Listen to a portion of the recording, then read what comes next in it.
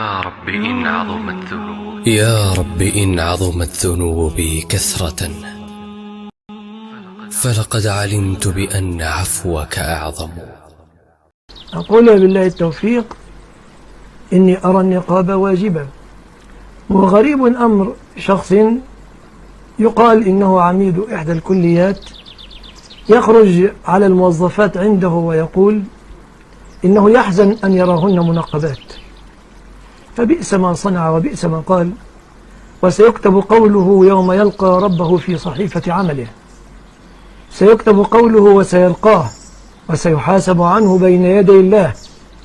فبيننا وبين هذا الشخص خصومة يوم الدين، لا يربطنا به نسب ولا تربطنا به قرابة، ولم نتعامل معه في دنيا في تجارة أو غير ذلك، لكن نخاصمه لجرأته على الدين ولهجومه على المتحجبات الممتثلات أمر الله تعالى: وإذا سألتموهن متاعا فاسألوهن من وراء حجاب ذلكم أطهر لقلوبكم وقلوبهن. الممتثلات قول الله تعالى: يا أيها النبي قل لأزواجك وبناتك ونساء المؤمنين يدنين عليهن من جلابيبهن. إن عائشة رضي الله عنها قالت: لما رأيت صفوان بن المعطل خمرت وجهي بجلبابي.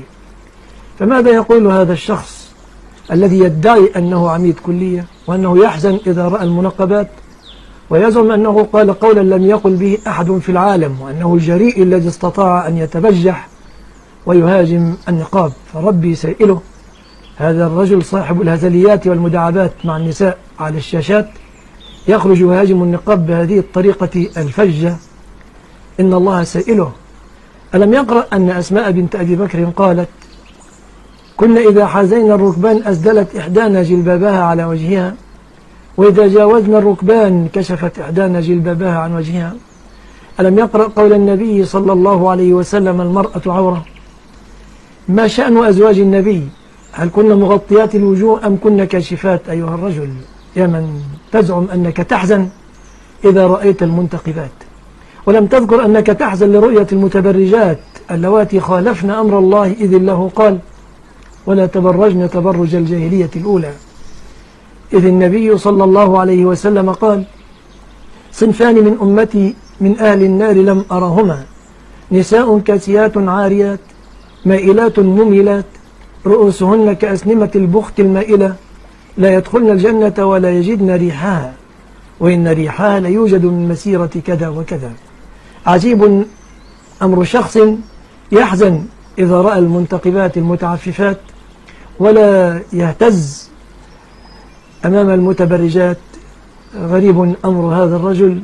فالله سائله، الله سائله، الله سائله، وسيكتب قوله في صحيفة عمله يوم يلقى ربه. أقول إن الشيطان قد سبق إلى القول بمثل هذا القول، ولكل قوم هاد. إن الله وملائكته يصلون على النبي يا أيها الذين آمنوا صلوا عليه وسلموا تسليما.